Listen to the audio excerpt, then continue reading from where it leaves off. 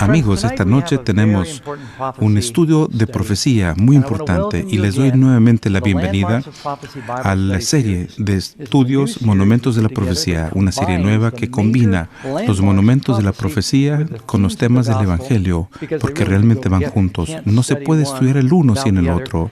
Realmente no encajaría. En la Biblia leemos acerca de uno de los grandes patriarcas, cuyo nombre fue Abraham. Esta noche la lección se llama El sacrificio final, que se basa en esta historia del Antiguo Testamento acerca de un padre y de un hijo. Recuerden que Abraham fue un anciano que no había tenido el hijo de la promesa que debía haber tenido con Sara. Él quiso tomar las cosas en su propia mano. Tuvo un bebecito con Agar, se llamaba Ismael, y eso nos ha traído muchos problemas a la familia. Dios obró un tremendo milagro, y en su edad avanzada, Sara tenía 90 y él más de 100, tuvieron un bebé.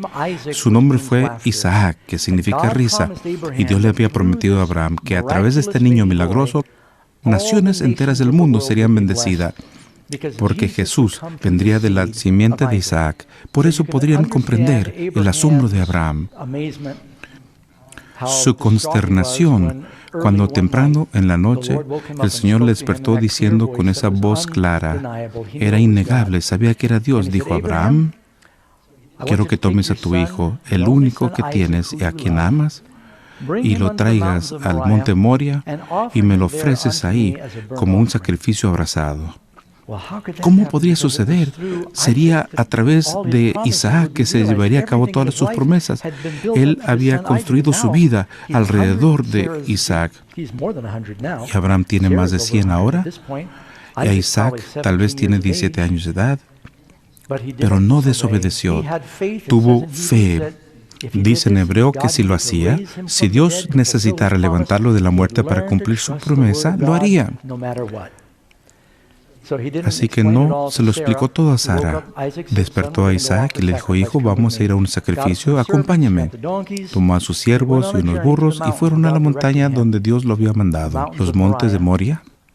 Fue un viaje de 3 días y llegaron al pie de la montaña. Le dijo a los siervos: permanezcan aquí.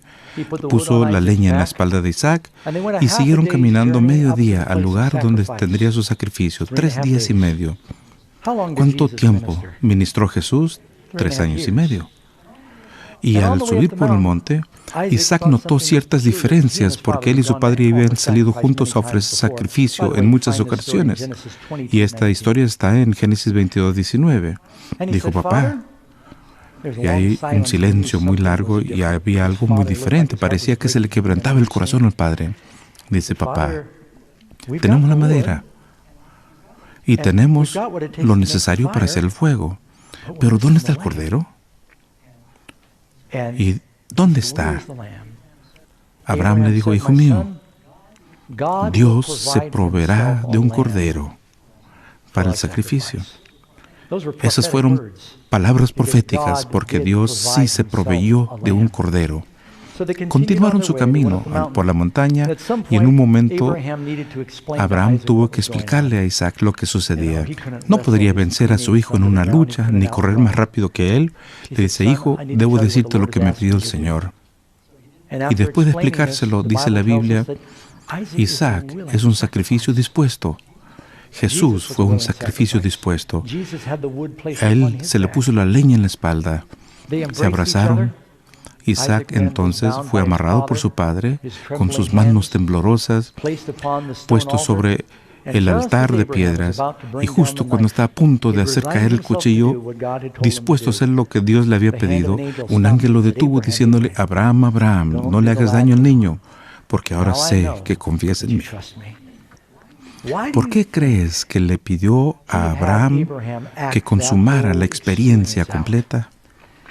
¿Cuál mayor sacrificio se le puede pedir a alguien que entregar a su hijo? Esto fue para ilustrar la relación de amor entre el Padre Celestial y Jesús el Hijo, en lo que ellos han hecho al entregarse a sí mismo por nosotros. No es solamente el Hijo que sufrió, el Padre sufrió. El Padre amó tanto al mundo que entregó al Hijo, y es por esto que vino Jesús. A través de toda la Biblia se puede ver Estas alegorías de la salvación, todo señala el momento cuando Dios vendría al mundo en forma de hombre. Hay cientos de profecías, y este es un seminario de profecía. Hay cientos de profecías en la Biblia que predijeron en gran detalle la primera venida de Jesús. ¿Sabían que había una profecía escrita por David 1000 años antes del nacimiento de Jesús que decía que traspasarían sus manos y sus pies? Salmo 22 dice: se jugarían y echarían suertes por sus vestimentas, y lo sucedió en la cruz. La Biblia dice que nacería en el pueblo de Belén cientos de años antes de nacer. La Biblia dice que sería traicionado por un amigo, Judas, y dice que lo traicionaría por 30 piezas de plata. Cuenta lo que sucedería con el dinero, sería usado para comprar el campo de un alfarero.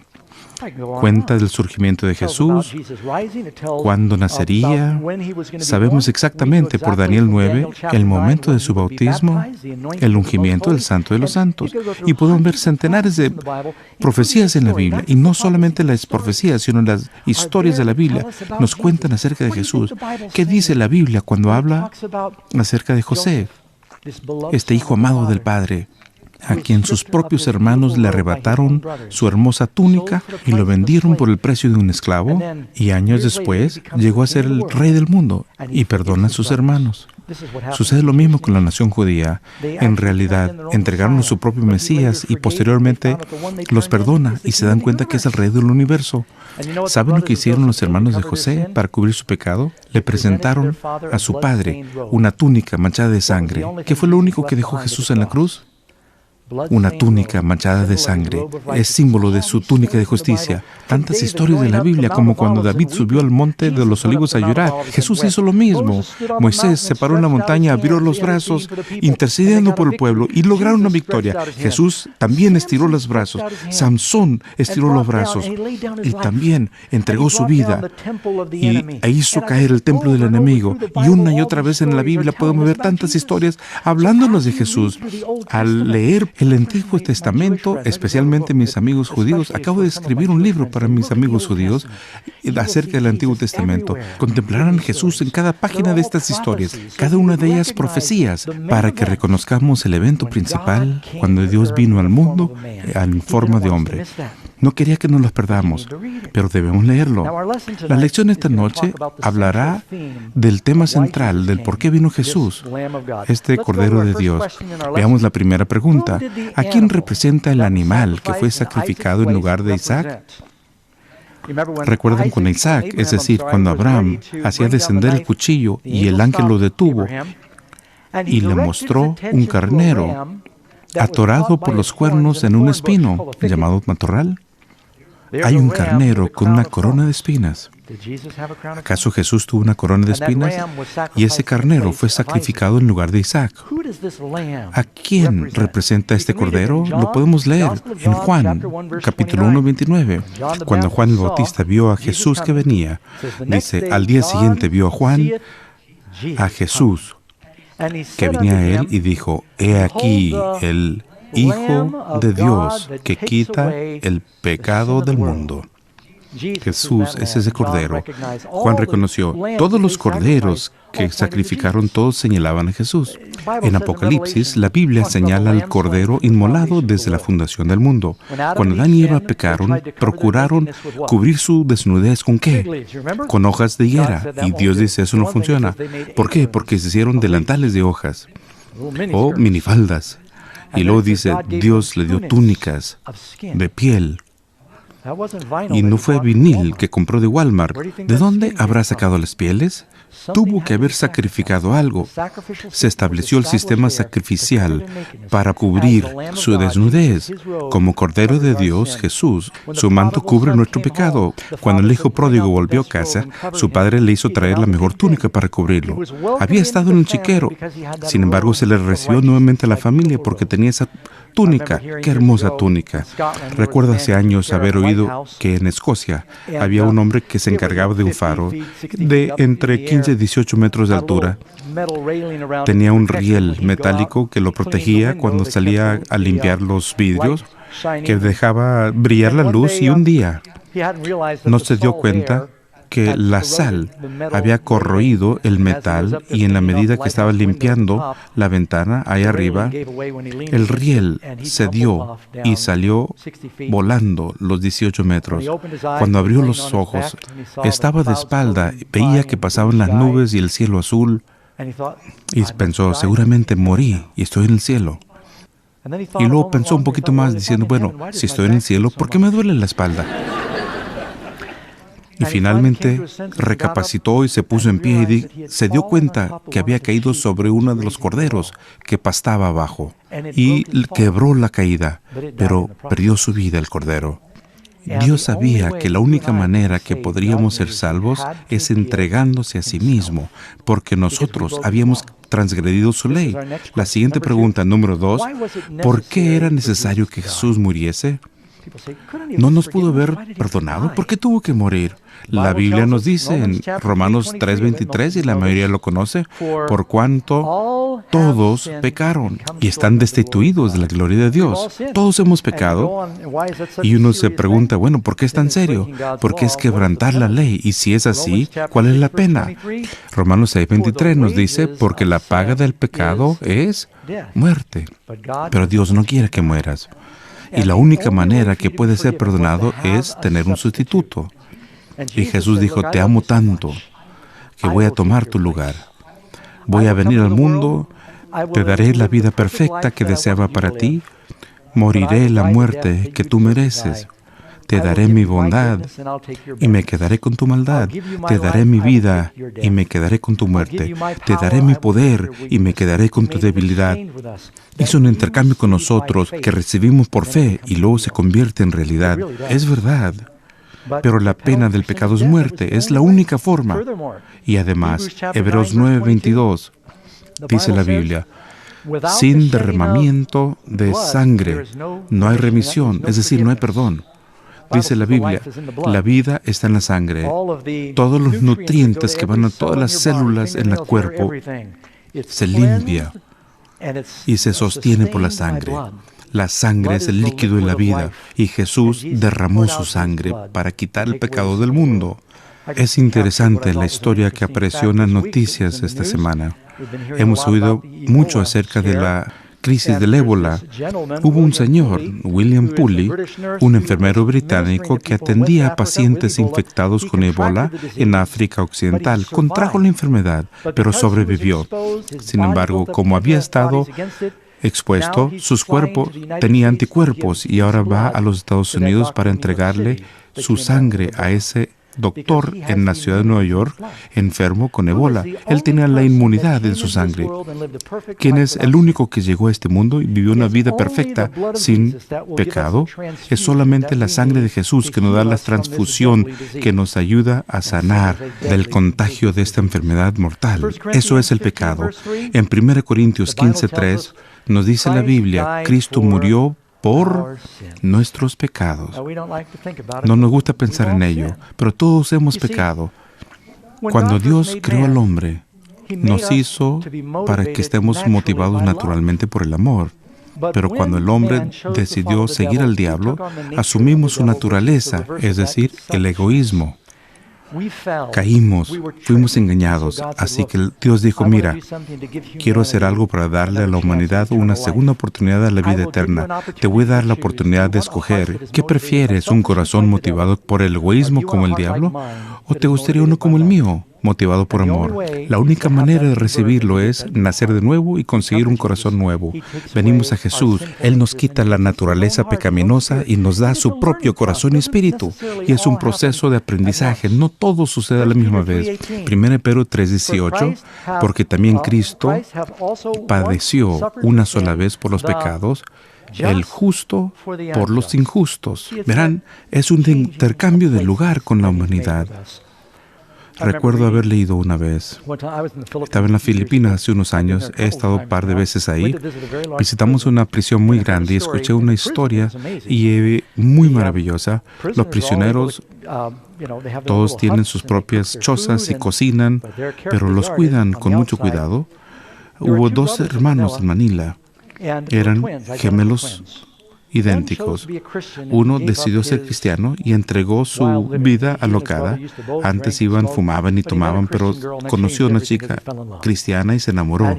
Aceptó a Jesús y dejó todo. Hubo una conversión completa. Dejó su vida antigua, pero su hermano no. Él manejaba un jeepney, es uno de los taxis filipinos. Bebía una noche y golpeó a alguien y lo mató. Fue metido en la cárcel durante muchos años. Su hermano lo visitaba y se sentía tan mal por su hermano. Y le dice, mira, yo soy cristiano y tú debes encontrar una esposa, debes encontrar a Jesús. Y te voy a decir, nos parecemos tanto. Lo fue a visitar, le entregó su pase de visitante y su ropa de calle. Luego se puso el uniforme del prisionero y cambiaron lugar. El hermano salió de prisión. No lo recomiendo. Solo digo que en realidad dijo, estoy listo de sacrificarme por ti. Y es lo que hizo Jesús, el justo por el injusto. Número 3. ¿Cómo se llama este gran plan de salvación? Nos dice en Apocalipsis 14:6 que tenía ¿el qué? El Evangelio eterno para predicarles a los moradores de la tierra. La palabra Evangelio significa ¿qué? Buenas nuevas. ¿Y por qué buenas nuevas? Porque antes de conocer a Jesús, ¿sabes hacia dónde va tu vida? Derechito a la tumba. Estamos en una correa transportadora hacia el olvido sin Cristo. Estábamos muertos, pero ahora estamos vivos, enfermos, ahora sanos, perdidos, ahora hallados. Esas son buenas nuevas. Todo cambia cuando realmente aprendemos acerca de Jesús y lo aceptamos en nuestra vida. Número 4. ¿Por qué hizo Dios tan fantástico sacrificio por nosotros? La respuesta ya lo conocen. Juan 3:16. Porque de tal manera amó Dios al mundo que dio a su Hijo unigénito.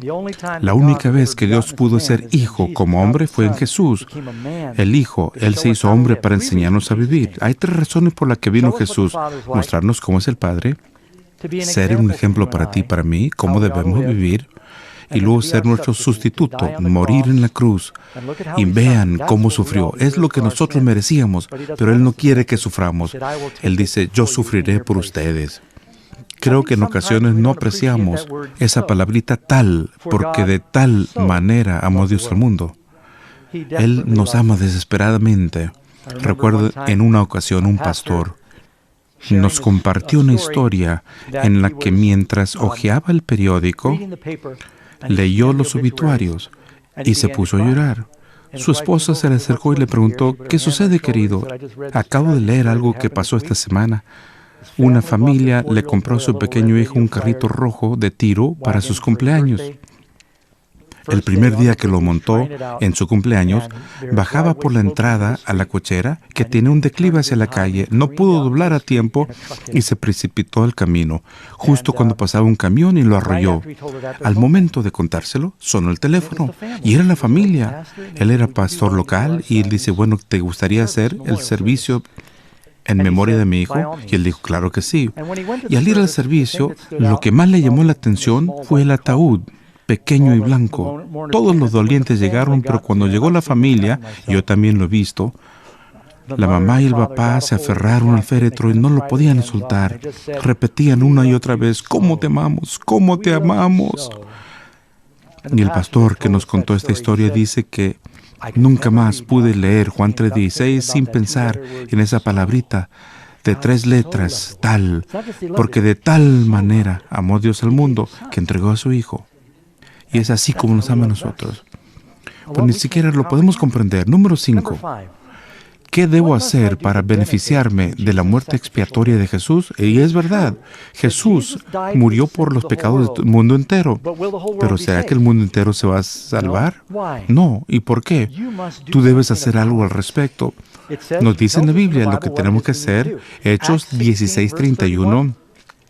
Y lo puedes ver en la primera palabra, creer en el Señor Jesucristo y serás salvo. Y dicho sea de paso, creer no significa simplemente reconocer su existencia. Algunos dicen, yo voy al cielo porque yo sé que Cristo existe, pero su vida es igual que todos los demás. Y bueno, ¿qué te hace diferente? Yo creo, pues ¿Tu vida evidencia lo que crees? Verás, cuando en la Biblia dice cree, significa vive en el Señor Jesucristo. Si crees, entonces tu respuesta será acorde a lo que crees. Y si dices Señor, Señor, y no haces lo que Él dice, entonces crees. Dice la Biblia que hay diablos que creen y tiemblan. Y ellos creen mucho más que nosotros porque han vivido miles de años antes de su caída. Así que es más que reconocer su existencia o su muerte en la cruz. Es entregarle tu vida a Él diciendo, Señor, estoy dispuesto a servirte, quiero vivir por ti. Es lo que significa creer. Comienza creyendo aquí, pero luego eso debe bajar al corazón para que del corazón se integre la vida, ¿verdad? Eso es creer de verdad. También nos dice en Juan 3, 14 y 15, Jesús dijo algo similar al 3:16, y como Moisés levantó la serpiente en el desierto, así es necesario que el Hijo del Hombre sea levantado, para que todo aquel que cree en Él no se pierda, mas tenga vida eterna. Dice Jesús eso 2 veces, el que crea en Él. Así como Moisés levantó la serpiente. Algunos podrán recordar esa historia en la Biblia, cuando los hijos de Israel se quejaban acerca del maná. Cuando dejamos de apreciar la palabra de Dios, nos metemos en problemas. ¿Sabes? Cuando Eva se metió en problema, el diablo dijo, ¿acaso Dios dijo? No podemos dudar lo que dijo Dios. Tan pronto cuestionó la palabra de Dios, todos caímos junto con Adán. Y comenzaron a decir que ya no querían el maná. Una plaga de serpientes llegó entre ellos y eran mortíferas las mordidas. Y finalmente llegaron con Moisés diciendo, bueno, nos abruman las serpientes. Cuando no apreciamos la palabra de Dios, la serpiente siempre nos abruma, porque fue la palabra de Dios que usó Jesús para luchar contra el diablo, ¿verdad? Y a Moisés le dijo Dios, haz una serpiente de bronce y cuélgala en un poste, y aquel que lo mirase será sanado y perdonado. Jesús dijo, así como Moisés levantó una serpiente, así también el Hijo del Hombre será levantado, para que aquel que cree en Él no perezca, mas tenga vida eterna. Dios quiere que tú y yo tengamos la misma experiencia mirando con fe. Ellos eran una nación de pastores. Y uno de los grandes problemas cuando las serpientes muerden tus ovejas. Y es algo que sucedía a menudo. Ellos mataban a la serpiente. Cuando lo hacen, no lo levantas con la mano. Lo hacen con un palo. Ya les conté que vivía en una cueva en las montañas. Tenía un palo para las serpientes. Cuando matas a una culebra, la llevas con el palo y la entierras donde no puedes lastimar a tus animales. Así que para esa nación, ver una serpiente en un palo significaba una serpiente vencida, y Jesús en la cruz representaba que el diablo sería vencido. Su sangre es el antiveneno para el problema del pecado. ¿No dicen amén? Juan 1:12. Mas todos los que le recibieron, a los que le creen en su nombre, les dio potestad para ser hechos hijos de Dios. Cuando tú y yo aceptamos a Jesús, Él nos da poder. De no haber sido por el poder de Dios, no podría haber dejado de beber. Había fumado durante años, no lo pude dejar sin el poder de Dios. Tenía un vocabulario terrible, y es solamente el poder de Dios en mi vida que lo pudo cambiar, y Él libera su poder en tu vida, y llegas a ser hijos e hijas de Dios. La pregunta número 6. ¿Cómo es que soy perdonado y limpiado? Si comprendemos todo lo de las profecías y no captamos el punto principal de profecía, que Jesús viene, entonces lo hemos perdido todo. Realmente queremos saber cómo es que todo me afecta. Todas estas profecías y el Apocalipsis hablan del Evangelio. La gente que viene al seminario dice, Pastor Doug, no quiero escuchar acerca de Jesús, háblame de la bestia. Quiero saber acerca del anticristo. Dicho sea de paso, anticristo no aparece en el Apocalipsis, esas son las cartas de Juan. Quiero saber acerca del Armagedón. Y bueno, entonces, ¿cómo se llama el libro del Apocalipsis? La revelación de Jesús. Así que no puedes enseñar profecía y separarlo de Jesús. ¿No dices amén? Entonces, ¿cómo voy a ser limpiado y perdonado? Hechos 3 dice, arrepentíos y convertíos. Es un cambio de corazón para que sean borrados vuestros pecados. ¿Y qué significa arrepentimiento? El arrepentimiento es sentir pesar por el pecado y una disposición para alejarte de él. y ni siquiera te puedes arrepentir sin el Espíritu Santo. Es el Espíritu de Dios el que nos otorga la habilidad de arrepentimiento. Cuando Pedro predicaba en el Pentecostés, dijo arrepentidos. Cuando Juan el Bautista comenzó su ministerio, ¿sabes cuáles fueron las primeras palabras que salieron de su boca? Ya no se oye a los predicadores decirlo en televisión, solamente las cosas que te hacen sentir bien. Lo primero que él dijo es arrepentidos, porque ha llegado el reino de los cielos. Después del bautismo de Jesús y el inicio de su ministerio, ¿cuáles fueron las primeras palabras que salieron de su boca? Dice, Cristo comenzó a predicar diciendo arrepentidos, porque el reino de los cielos ha llegado. ¿Qué significa arrepentidos? Hay que mirar al espejo y decir, bueno, tengo un problema. Dios no te puede salvar de tu problema a menos que lo reconozcas. Debes humillarte a ti mismo y entonces Él te levantará. Vienes ante el Señor a decirles, Dios, soy pecador. Y luego dice, leámoslo en 1 de Juan 1:9, y junto con el arrepentimiento, dice, si confesamos nuestros pecados, Él es fiel y justo para perdonar nuestros pecados y de limpiarnos de parte de nuestra maldad. Dijo así, ¿de cuánta maldad? Limpiarnos de toda maldad. Así que parte del arrepentimiento es decírselo al Señor. Apártate a solas. Recomiendo que aun cuando hayas sido cristiano por muchos años, si nunca lo has hecho, te va a bendecir. Encuentra tiempo a solas y dile, Señor, quiero tener un nuevo inicio contigo. Tómate una libreta de hojas. No lo hagas en la computadora porque te pueden hackear. Y no queremos que esto salga a todo el mundo. Y decirle, Señor, escudriñame, pruébame y a ver si hay mal en mí. Muéstrame mis pecados. Dudo que alguien aquí recuerde todos sus pecados. Yo no los recuerdo. Pero inicia con los 10 mandamientos como categoría y di, ¿he adorado a otros dioses? ¿Otras cosas han sido supremas en mi vida ante ti? ¿Acaso he hablado mal acerca de las personas, tomado el nombre de Dios en vano? ¿He robado cualquier cosa? Nunca he cometido adulterio, pero alguna vez he tenido pensamientos impuros. Dice Jesús que no es solamente los actos, sino las actitudes. Un hombre o mujer puede ver al sexo opuesto con lascivia y allí comienza. Y decir, Señor, soy mentiroso. Yo nunca he matado, pero dice Jesús, si te enojas con tu hermano, eres culpable de asesinato. Algunos hemos cometido homicidio en nuestro corazón. Elabora la lista y dice, Señor, y el Espíritu Santo te va a recordar cosas que nunca antes había pensado. Y estarás sentado anotando la lista y el Espíritu Santo te dirá, ¿te acuerdas del rastrillo que te prestó el vecino hace 5 años? Sigue en tu cochera. Cuando pides prestado por tanto tiempo se llama robo. Ay, Señor, perdóname. Y el Espíritu Santo te dice, sí, llévaselo a tu vecino. Eso es parte del asunto, ¿no?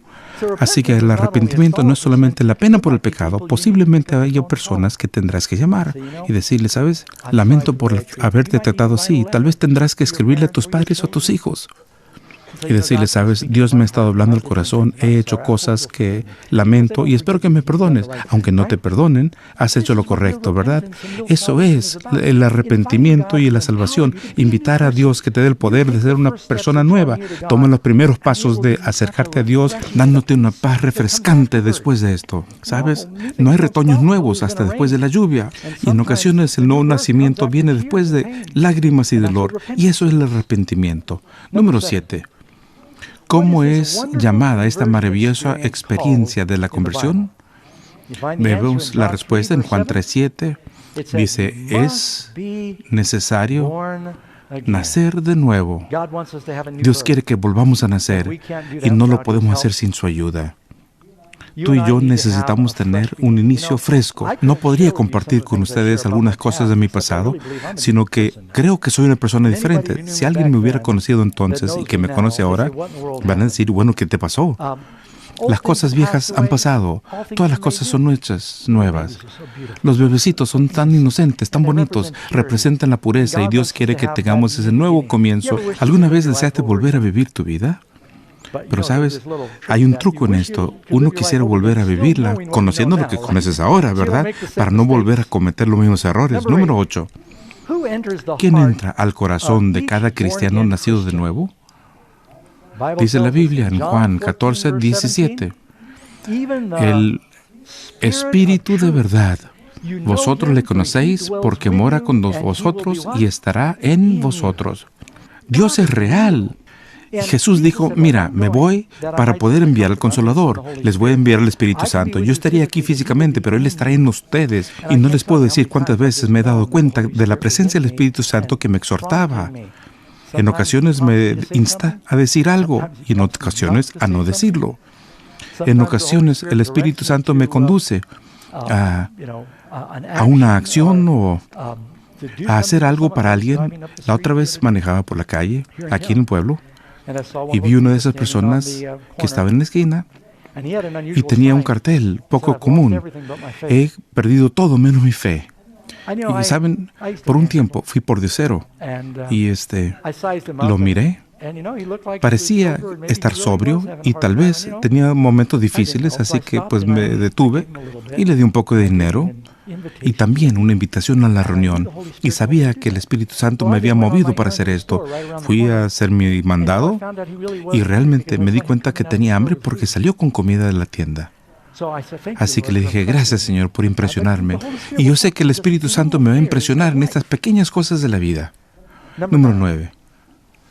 Cuando Jesús vive en mi corazón, a través del Espíritu Santo, ¿qué haré? Las cosas cambian. Nos dice en Filipenses 2:13, así el querer como el hacer por su buena voluntad. Notan que no solamente la voluntad, es el hacer. Quiero hablarle de esa pequeña palabra un momento. Una gran parte del cristianismo ha llegado a ser el hazmerreír del mundo en el que vivimos, porque son expertos en discurso, pero no así en las acciones. Hay mucha fanfarria y luces, pero cuando es tiempo de vivir el cristianismo práctico, carece de acciones. La Biblia dice, no es todo el que me dice Señor, Señor, sino aquellos que hacen la voluntad de mi Padre. Jesús dijo, el sabio construye sobre la roca y el necio sobre la arena. ¿Y cuál es la diferencia entre los dos? Dice la Biblia que el sabio construye una casa y el necio también. El sabio escucha la palabra de Jesús y el necio también. Viene la tormenta para el sabio y también para el necio. La tormenta viene para todos, mis amigos, pero dice, el sabio escucha mis palabras y las hace. El Señor no solo quiere que escuchemos, sino que hagamos. Y así nos puede bendecir. Hay una bendición que viene con la obediencia. Les podría contar tantas historias cuando luché con el Señor hasta que finalmente me rendí. Y luego pensé, ¿por qué esperar tanto tiempo? Es tanto mejor ahora. Recuerdo cuando fumaba por tantos años, mi padre fumaba, mi madre también, y estaba rodeado de eso toda mi vida. Inicié cuando era adolescente yendo a la escuela, le robaba los cigarros a mi madre. Llegué a ser adicto y sabía que Dios quería que detuviera después de haber leído la Biblia. Yo sé que Él trabajaba en mi vida y le dije, Señor, no es algo tan grande, y así alegaba con Dios. No es lo que entra por la boca lo que me contamina, ya ves, ahí tengo la Biblia. Es lo que sale de la boca. Y Él dijo, sí te está saliendo de la boca, ¿verdad? Y racionalizaba con el Señor. Y me di cuenta que no me iba a obligar a hacer algo. Tú puedes hacer lo que quieras, no te va a obligar. Así que mientras conducía por el camino, la brasa de mi cigarrillo se me cayó en las piernas. Casi choco el auto y me mato. Llegué al grado de gastar mis últimos $5 en una lata de tabaco para enrollar cigarrillos en lugar de los alimentos. Y luego besé a una chica y me dijo, bueno, que parecía chupar un cenicero. Y dije, ay, tal vez no me estoy divirtiendo tanto. Y finalmente dejé, gracias a Dios, hace unos 37, 8 años atrás. ¡Qué gusto me da! Tengo buenos pulmones y puedo aguantar la respiración mucho tiempo. Ojalá lo hubiera hecho antes. Pero ¿sabes cuánto dinero me habría ahorrado? Pues vamos a sumarlo. Ojalá lo hubiera metido todo al banco. Hacer su buena voluntad. Número 10. ¿Por qué debo tener confianza de que la experiencia de mi nuevo nacimiento será exitosa? Dice en Filipenses 1:6. El que tiene en vosotros la buena obra, la perfeccionará hasta el día de Jesucristo. Puedes tener confianza si vienes con Jesús diariamente, entregas tu vida a Él. Él terminará la obra que inició en tu vida. Dicen las personas, Señor, voy a caer, y tal vez sí lo hagas. No te desanimes. Es decir, Pedro dijo, Señor, quiero caminar por el agua e ir a ti. Y Él dijo, ven.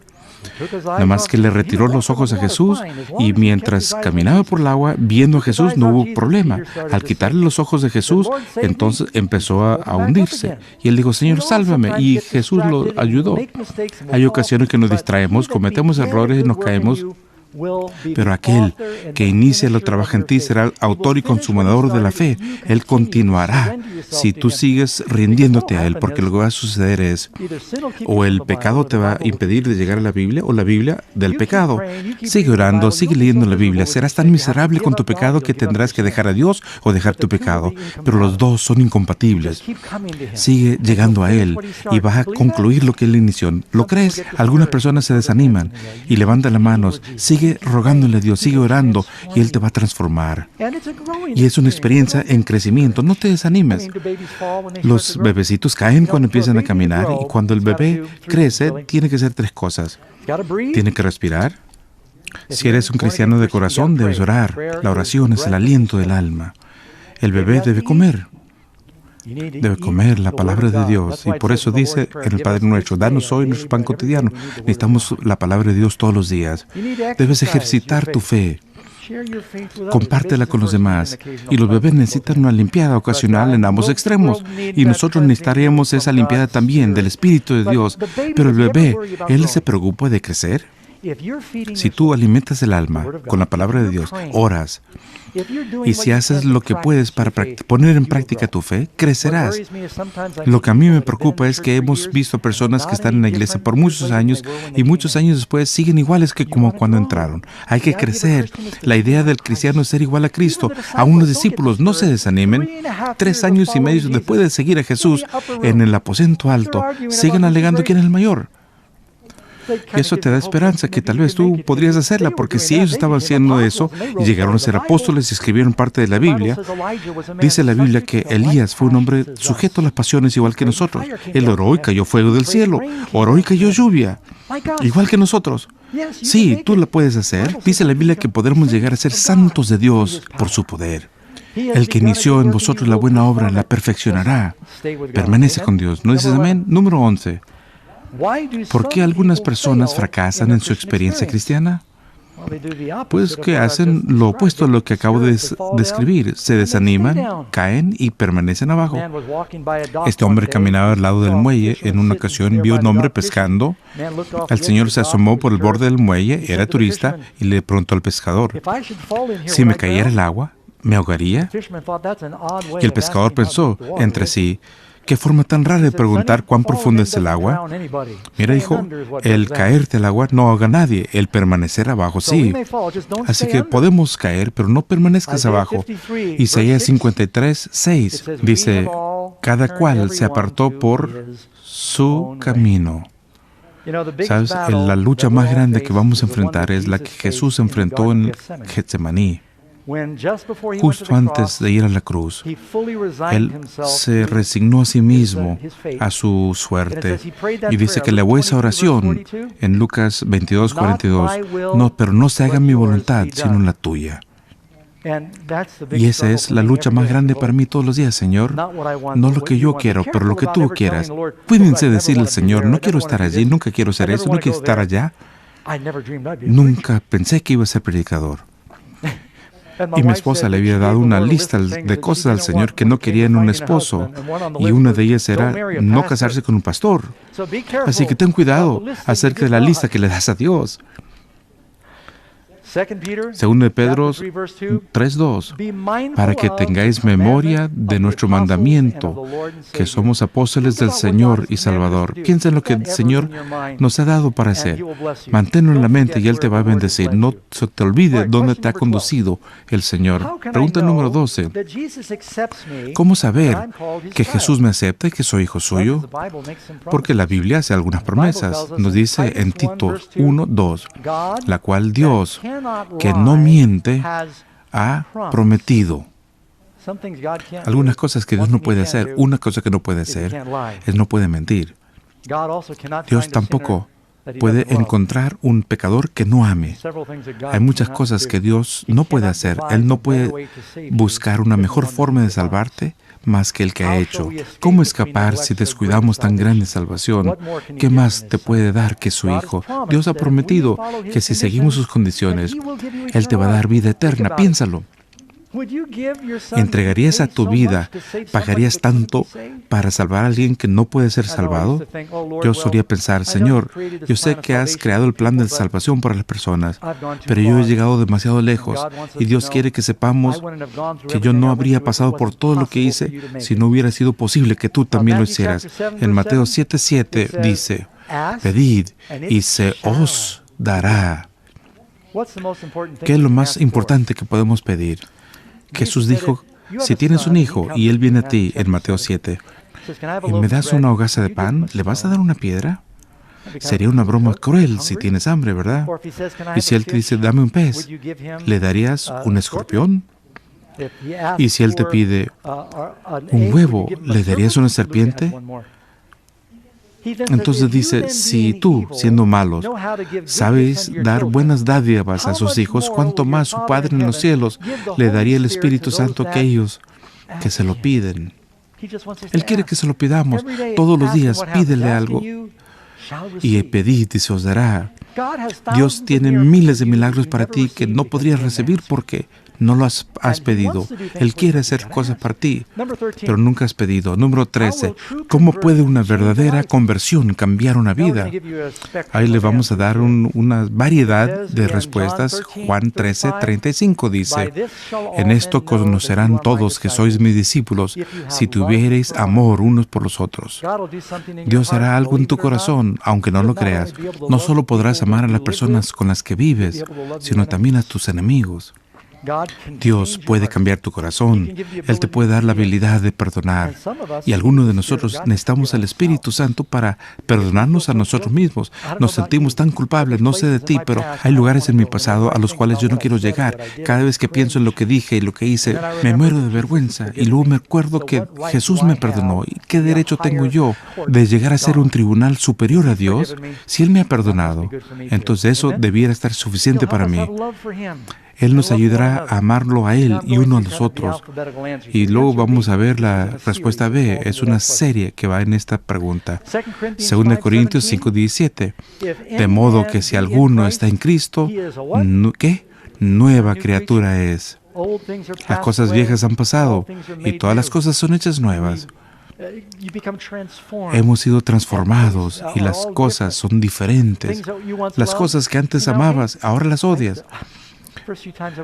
Las primeras veces que fui a la iglesia, yo crecí con la música del mundo. Mi madre era compositora y a mí me encantaba la música, pero la música de la iglesia era tan lenta.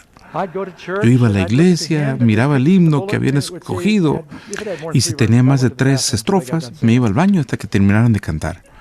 Las cosas que amaba, ahora las odio, y las que odiaba, ahora las amo. Ahora escucho esos himnos y me trae lágrimas a los ojos, porque pienso en las palabras y su significado. Los lugares donde me encantaba ir, ahora detesto. Las cosas que antes amaba hacer, no las quiero hacer. Y las que solía odiar, y ahora quiero hacer. Y Dios te cambia, eres una criatura nueva. La respuesta es C. 1 Juan 3:22. Porque guardamos sus mandamientos y hacemos, ahí está la palabra otra vez, las cosas que son agradables delante de Él. Es lo que enseña la Biblia.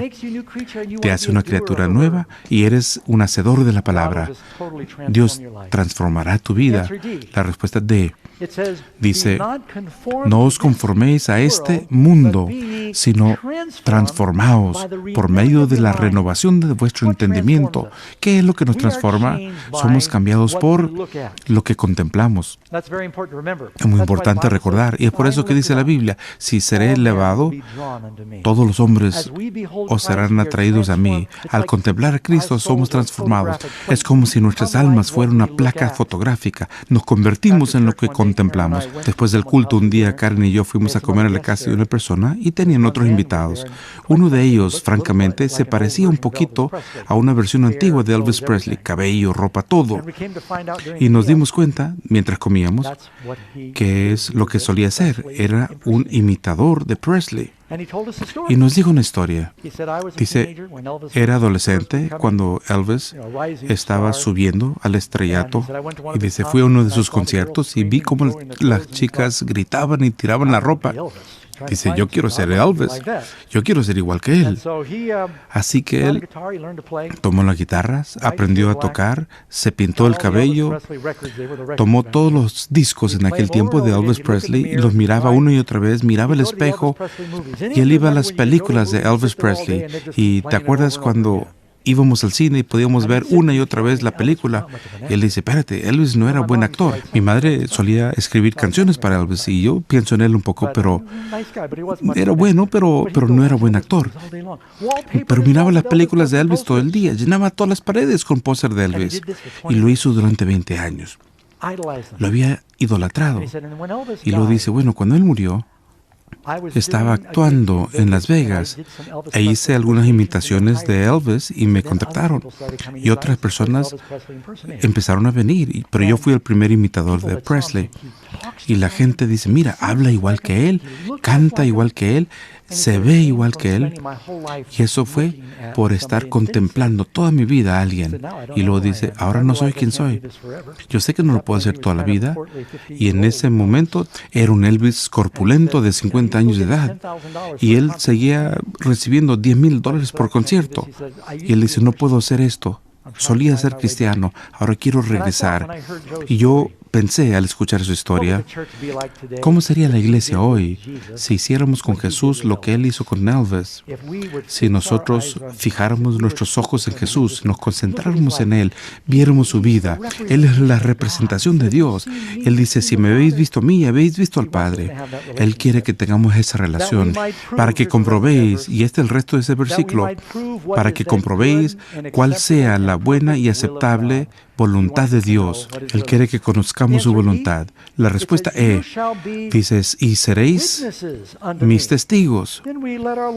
Entonces vamos a dejar brillar nuestra luz. Vamos a mostrarle a los demás cómo es Jesús. La respuesta F en Efesios 6:18. Orando. ¿Cuánto tiempo? En todo tiempo, con toda oración y súplica en el Espíritu, no solamente cuando nos arrodillamos a orar en la mañana, no con los elementos, esos son importantes. Yo oro cuando predico, ahora, antes, después. Caminas con el Señor, Él está contigo y conoces el himno, que Él habla conmigo y camina conmigo, quiere que tengas una relación vital con Él, donde sabes que Él está contigo a través de su Espíritu. Número 14. Con la vida cristiana, ¿cuáles promesas hermosas son otorgadas? Hay muchos. Rápidamente, Filipenses 4:13. Todo lo puedo en Cristo que me fortalece. La B, Filipenses 4:19, dice la Biblia, Dios suplirá todo lo que os falta. Él cuidará de ti, te dará todo lo que necesitas para que tengas éxito. Marcos 10:27. No se te olvide, con Dios, porque todas las cosas son posibles para Dios. La letra D, Juan 15:11, dice que vuestro gozo. ¿Será la vida cristiana una experiencia triste o el Evangelio es buenas nuevas? Los cristianos debieran ser los más felices del mundo. Tenemos la vida eterna y comienza ahora. Somos ciudadanos en su reino. Él transformará tu vida y te dará propósito. Juan 10:10 dice, para que tengan vida y para que la tengan en abundancia. Jesús no viene a quitarte la vida, quiere que tengas una vida en abundancia. Los cristianos debieran tener una vida plena. Me la paso muy bien y le puedes preguntar a John Lumpkin y John Ross, mis amigos que me conocen, que la vida cristiana puede ser emocionante, llena de propósito y significado. Hebreos 13:5. No, dice, no te desampararé ni te dejaré. Dice, donde quiera que estés, Él está ahí contigo, Él cuidará de ti. Y luego también podemos leer en Hebreos 13, versículo 6. No tienes que temer nada. Hay quienes viven en temor. No temeré lo que me pueda hacer el hombre. ¿Saben? Si tienes a Dios en tu vida, no debes tener miedo de nada. Si temes a Dios, no debes temer a nada. Y si no temes a Dios, vas a tener miedo a todo. La gente que tiene ataques de pánico, viven en temor, no quieren salir de sus casas, están tomando medicamentos. Yo no soy médico, pero muchas de estas cosas se pueden resolver al tener fe en Dios. Él te da, y es el último.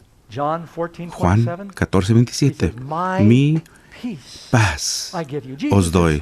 Jesús puede dormir en la tormenta porque Él sabía que su Padre siempre estaba a su lado y Jesús siempre estará a tu lado. Así que, ¿cuál es el resumen de todo lo que he dicho? Que hay solamente una forma en que puedes tener paz y propósito en tu vida, y eso es aceptando el sacrificio del Hijo de Dios.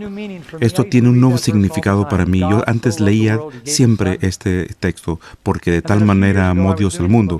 Pero unos años atrás, conocí unas reuniones de evangelismo en las Filipinas, y estando allí dije, bueno, voy a llamar a mi primer hijo, Micah, y para ver cómo le va.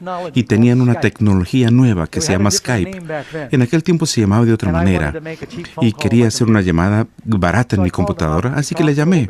Hablamos un poquito como padre e hijo, ¿y qué haces? Ojalá estuvieras aquí, y platicamos un poco. Y justo antes de colgar pensé decirle, te amo, hijo. Pero ya sabes, es un chico rudo, y si te acercas a abrazarlo, él dice, espérate, te estás poniendo sentimentaloide. Bueno, te voy a ver cuando regreses. Al día siguiente me llamaron por teléfono. Él era contratista de 23 años. Tuvo un accidente de construcción fatal. Y cuando te avisan como padre que has perdido a tu hijo, harías cualquier cosa para hacerlo recobrar la vida. La muerte es una situación tan terrible y permanente.